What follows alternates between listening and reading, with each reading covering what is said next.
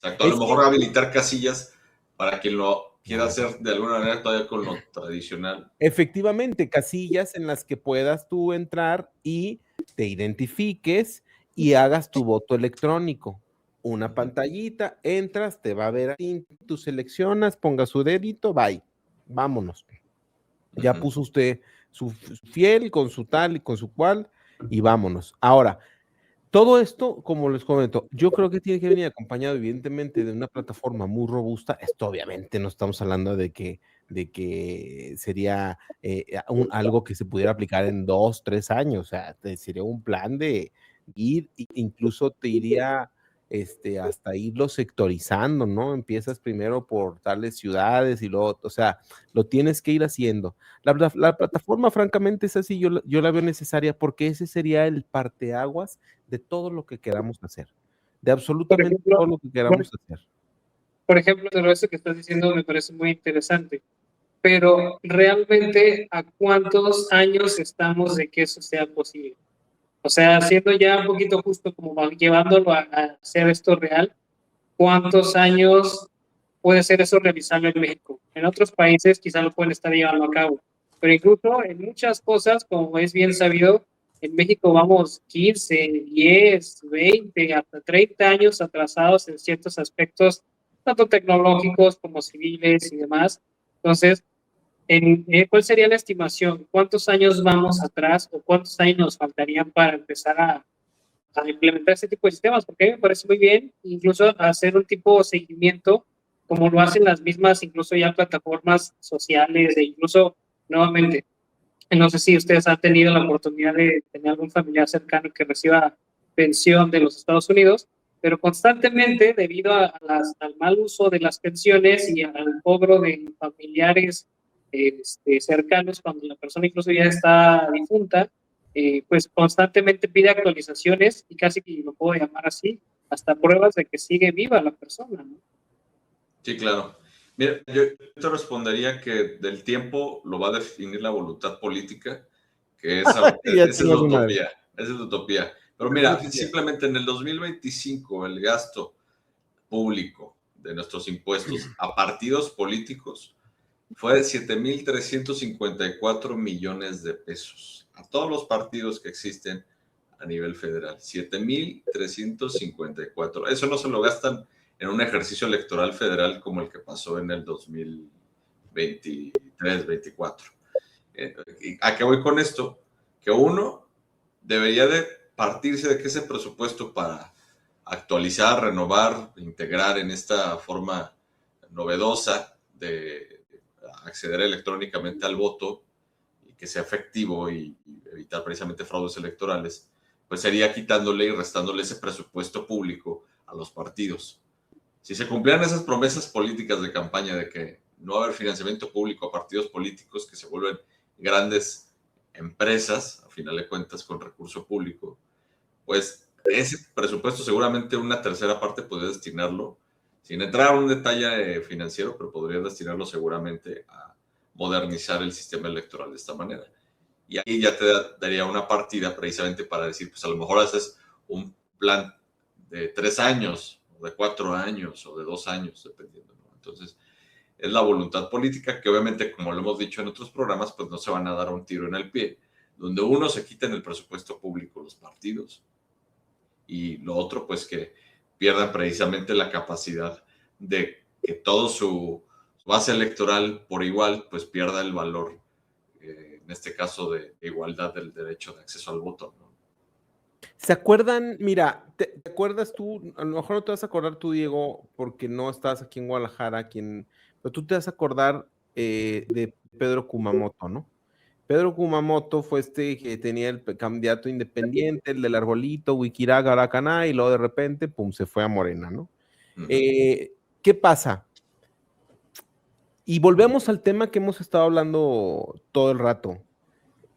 En realidad, el problema, por lo que decíamos del poder legislativo, ¿por qué el problema fundamental yace en el poder legislativo? Porque no tenemos control. Los ciudadanos no tenemos control, voz ni voto. Son gente que está ahí, son gente que ellos mismos deciden quiénes son y a través de las maquinarias electorales hacen las campañas para que con un montón de gente vayan y voten. Pero al final de cuentas son gente que están en una escalera política brincando de un puesto a otro. ¿Por qué estoy mencionando esto, Diego? Porque en realidad la única manera de que nosotros podamos lograr algo es boca a boca. Y tiene que existir no un Pedro Kumamoto, tienen que haber 70. Tienen que haber 100 Pedros Kumamotos en lugares como Jalisco, en Ciudad de México tiene que haber 200. Tiene que haber muchísimas candidaturas ciudadanas que hagan la chamba de yo voy, me registro ante el INE, yo hago el rollo, yo hago todo ese pedo. Tenemos que empezar a hacer estructuras ciudadanas que sean apartidistas y que no se corrompan y no entren al partidismo ¿por qué terminas comiéndose los partidos? ¿Por qué Pedro Kumamoto se fue con Morena? Porque se le acabó la estructura electoral. Esa es la realidad. Si nosotros tenemos una plataforma en la cual podamos comenzar, esto hay que hablarlo. Imagínate, por ejemplo, hablábamos de los ciudadanos políticos. Imagínate, hermanos, que aventamos y nos inventamos una cámara de ciudadanos. Y no vamos a eliminar a los legisladores políticos de toda la vida, vamos a reducirlos. Un 25% de las cámaras van a ser políticos de toda la vida y ármense como quieran y hagan todo su cotorreo. Pero los otros 75%, imagínate que son seleccionados de manera aleatoria por medio del sistema, buscando que tengamos paridad en sexo, demarcación, edades, y te cayó a ti, papito hermoso bebé, y vas. Tú vas a ser parte de ese 75% para que la partidocracia tenga que cuando menos convencer a una muestra real de población. Y después de esto, el ciudadano está impedido cuando menos 10 años a contender por nada. No lo puedes impedir completamente porque obviamente estarías suprimiendo derechos políticos que están en la Constitución. Hay que hacer otra reforma y no hay necesidad de eso. Pero sí le hice 10 añitos, papá, para que te pases sexenio y pelos sin que estés hueseando y te vayas a lo tuyo. Esto no es una ocurrencia. Irlanda, estoy viendo, hermano, Irlanda lo hizo, se hicieron, tienen 99, tiene una asamblea ciudadana que estuvo formada por una presidenta de 99 ciudadanos eleccionados aleatoriamente. ¿Y qué lograron con esto? Lograron despenalizar algo que llevaba muchísimos años, que era el tema del aborto en Irlanda, si no me equivoco. Entonces fue a través de este mecanismo que logró desbloquearse algo. Fueron el 66.4% de los votos a favor de derogar la prohibición constitucional en el 2018 del aborto. Y eso fue un logro ciudadano al final de cuentas, porque podrá estar en contra, a favor, lo que sea, pero al final de cuentas, ¿quién decide? La mayoría, punto. Lo que pasa es que ahorita no es la mayoría, es una mayoría que no sabemos si es la mayoría real o no. Fíjate, antes de seguir, que toques este tema muy interesante, o sea, Irlanda es un ejercicio interesante que dices y me parece muy, o sea, realista, y es cierto, pero el problema, si nos vamos a lo geográfico, es que Irlanda, pues, no sé, debe ser del tamaño, digo, ignoro, pero vamos recordando mis clases de geografía de Baja California, no sé, ¿no?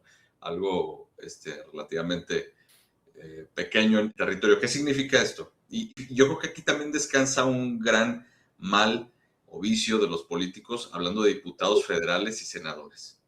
Aquí en el país los distribuyen por distritos federales, ¿no? Secciones de cada estado. Por eso tenemos 400 y tantos congresistas federales, diputados, senadores, que se supone representan a los estados. Pero nos encontramos con que muchos tienen años probablemente que no viven en sus estados. Otros que son originarios a lo mejor o no, pero no representan a sus estados, representan facciones políticas. Y esa facción política no le importa lo que sucede en el estado del diputado de Chihuahua o de Sonora o de Jalisco. Entonces, yo creo que es cambiar la base en el sentido de decir, a ver, tus congresos locales, haciendo los ciudadanos, como dices, que elijan a un representante de cada estado. Pero ese representante va a ser un vocero, no un tomador de decisión a nivel federal.